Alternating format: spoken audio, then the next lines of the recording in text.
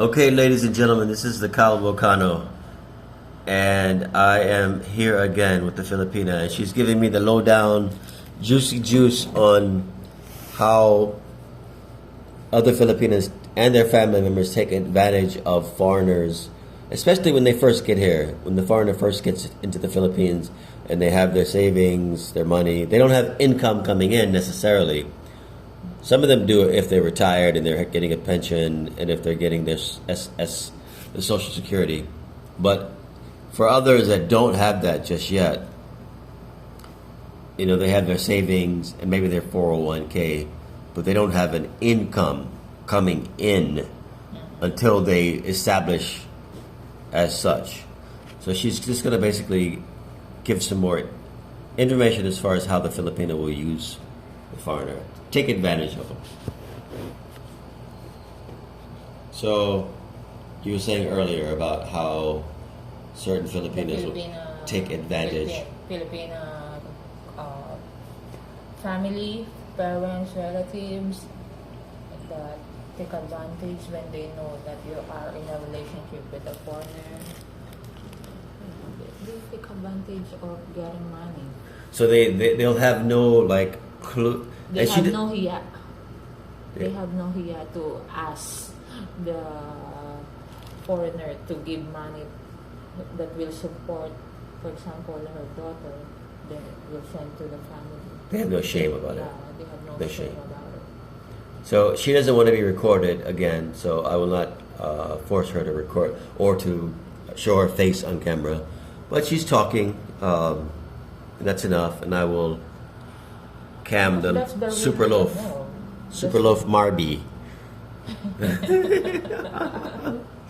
Instead of camming her. So they don't have a shame. Yeah, most of the time, no shame. They will just ask. Or maybe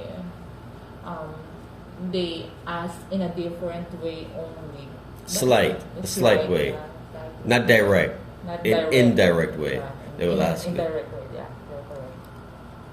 Maybe they ask their daughter, maybe, you can ask your boyfriend to finance you, to get you some this and that, and then you tell him that you will use it for your personal. For example, you will be doing this and that, something like that. And then, of course, the Filipino who has a relationship with the foreigner. Can you speak up just a little bit? Yeah, when she asks her foreign... Speak out. I'm not sure if the camera's catching you. Yell. See how I'm talking? Maybe if I pinch you, you will yell.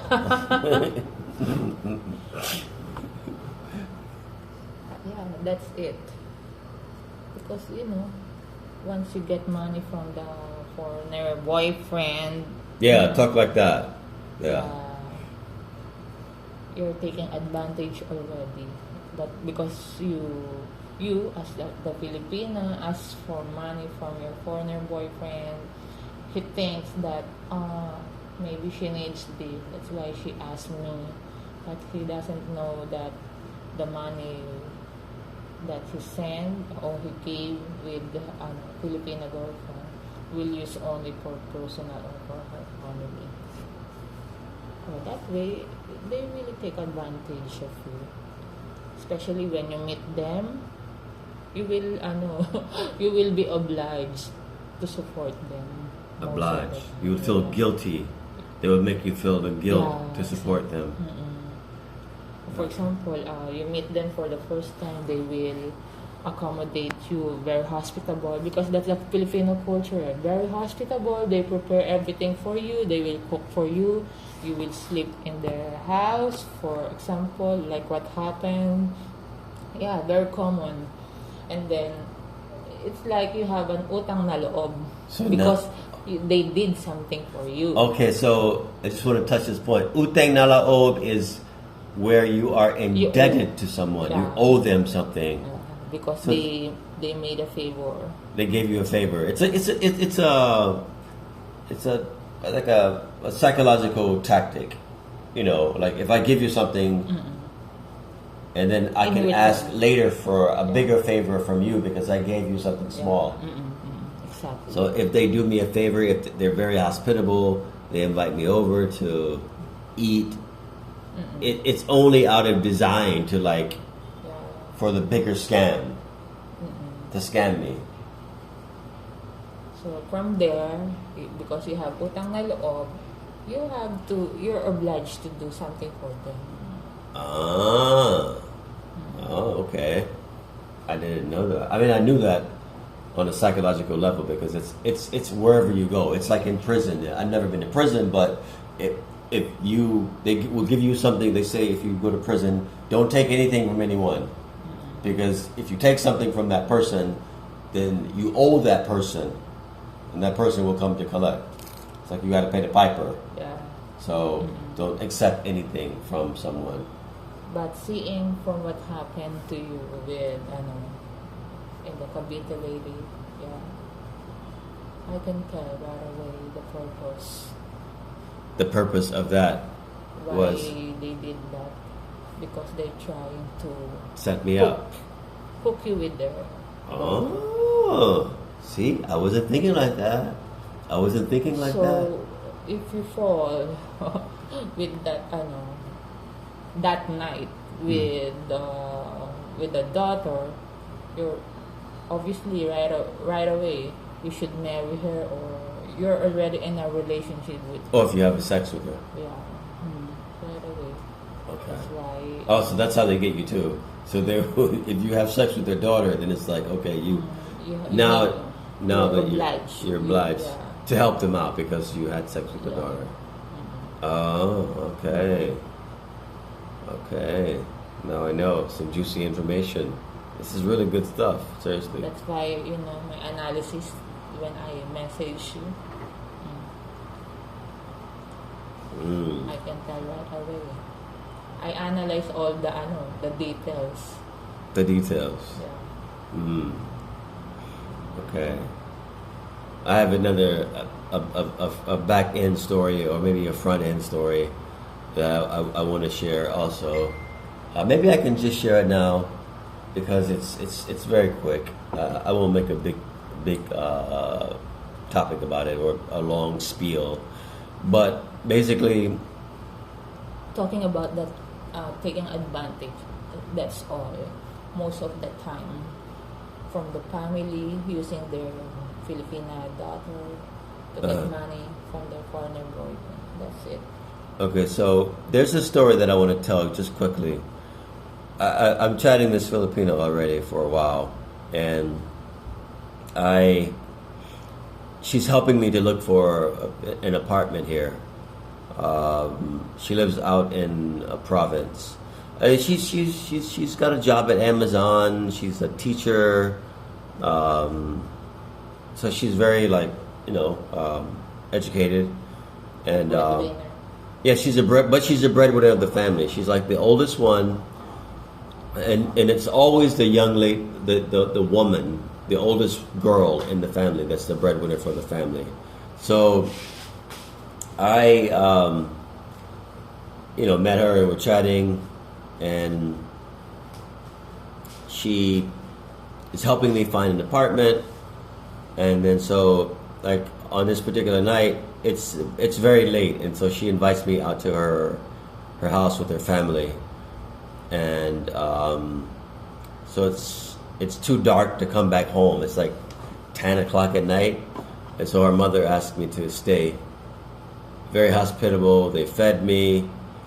They sheltered me. They cook you adobo. They cooked my favorite Chicken adobo chicken recipe. Now, this Filipina here that I'm sitting with now is saying that it's possibly all by design, because they're trying to put you in a relationship with their daughter. right. So then I'm obligated, and especially if I had sex with the daughter. Also, On that night. They ask you what is your relationship with Yeah. That they asked me how do I feel, what's my feeling towards her. That's So this Filipina right here is saying that it's. I mean, she knows better than me. I don't know certain things about the Philippines. A lot of things I don't know, but she's saying that it's And a setup basically. Yeah, not only that, they invited you for a trip. Yeah. To the beach. Yeah. And they're trying to make you pay for that trip. Yeah. And the mother, the Nai, she said she mentioned casually that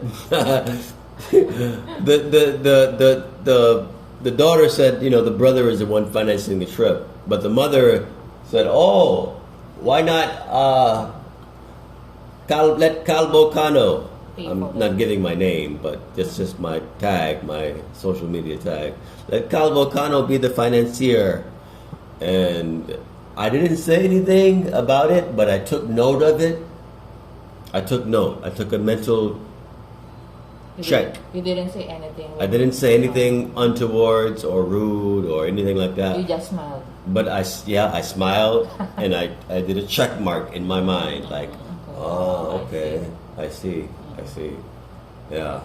And then, so you feel taking advantage of you when the nanay said that to you? I didn't feel taken advantage of. No, I felt like I was being. It's a possible setup. It's a possible setup. Yeah. And it alerted me to, like, my disposition towards their daughter. So now, like, I'm saying, okay, well, if I get involved with this woman, it's probably going to be like that, like, for future reference. I'm going to be the financier, or at least they're going to ask me to be the financier of certain projects, social projects, going to the beach, whatever, birthday parties, like that. And also, I was telling this Filipina that when I was out that day trying to find an apartment, that the young lady, after I fed her a couple times that day. I would do like whatever she wanted me, because she was actually helping me. And it's also like, but it's also like a semi-romantic kind of situation. Not romantic, I wouldn't say, but at least a romantic interest. I would say that between me and her. Okay. So, but she's helping me do the business of trying to find a place. So there's like a connection, like a small connection, on a loose connection. But after, like, I was telling this one that it's time to go home. We're done searching for apartments. I suggested that we get something to eat, because I fed her, like, the day. So it's dinner time, evening. It's like late, 8 o'clock, 9 o'clock, and then she suggested that we go to Chow King, and I said, no, I don't want Chow King, I want Burger King. So we went to Burger King, but Chow King is next door. And so she says to me, when she's ordering, I'm assuming she's just going to order something for herself to eat at the moment, as I'm going to do. And we're going to sit down and just eat and chat and whatever, and part ways and go home. But then she said she's looking for something that's buy one, get one free. And I, I'm like, I sort of kind of understood what she was doing, because she sort of kind of told me a little bit. She's looking to get a buy one, get one free, so she can take to her rooming board, her mate. And then I said, well, why don't you go to Chow King and get a platter, something that you can eat from, and then also share with your board mate.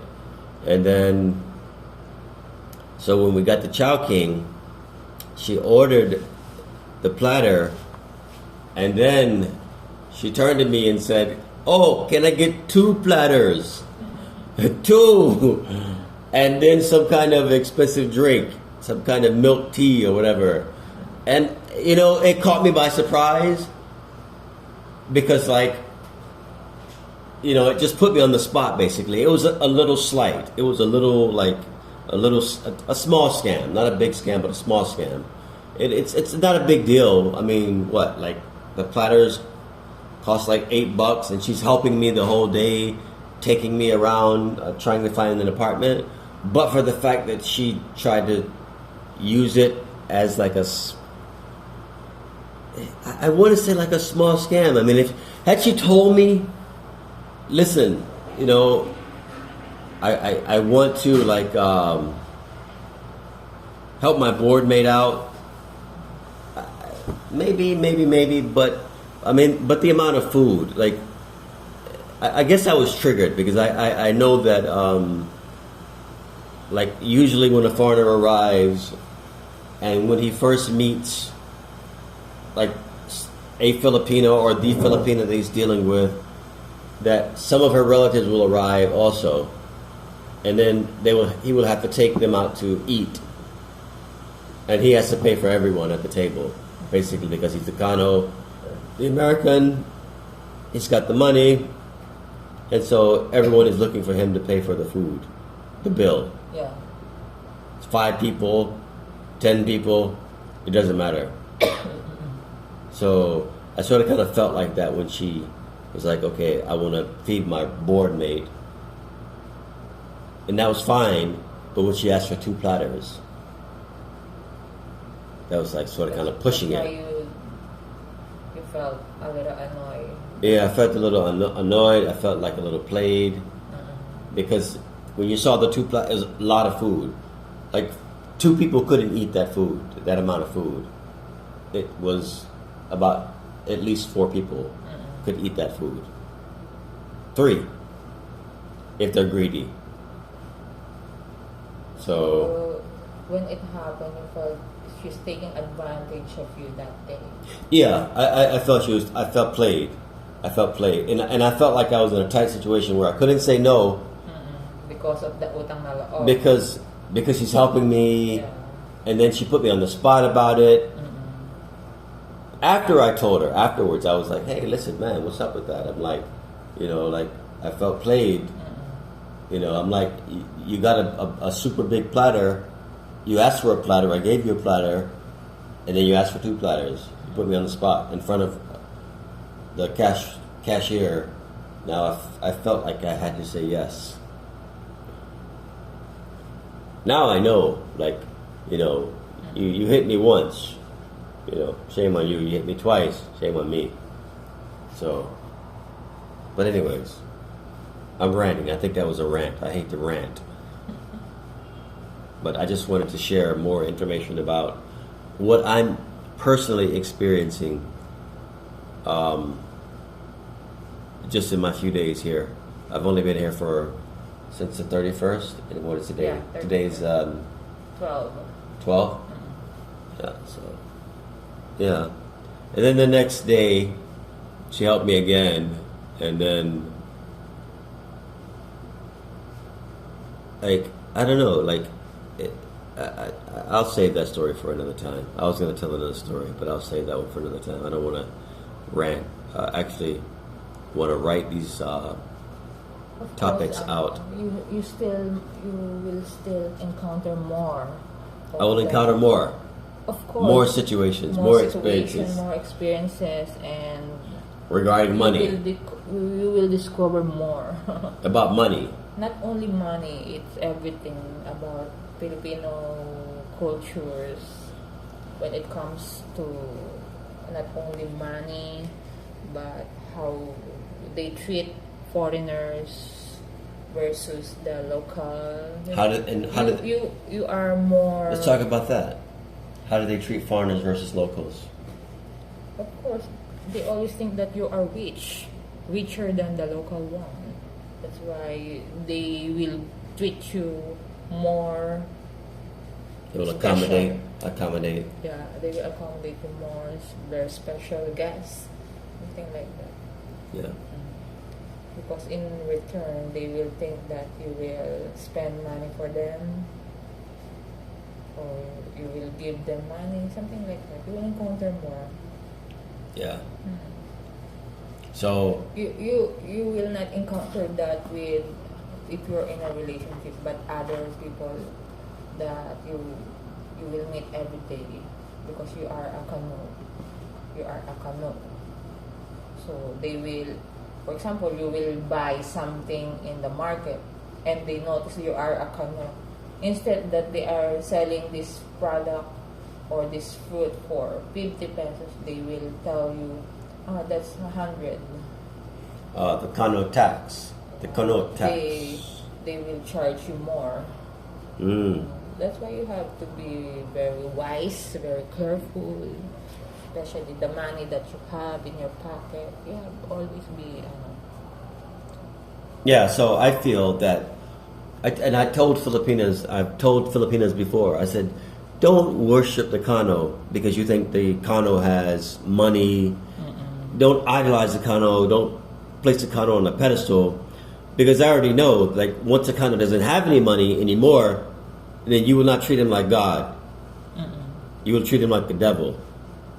Now he's like, you don't hail him anymore. You don't worship him anymore. But you're like, oh my God, the kano, what happened to you? Don't have any more money. Like, you're nothing now. I would throw this one back. And some kanos end up here without money because they give it all away. Because they fall for that hospitality trick. Yeah. And then they spend their money. No, they feel they are obliged to do that because when someone being hospitable to you or accommodate you very warm, something like, you feel like you have you're obliged to do something for them too. So they fall for the trap.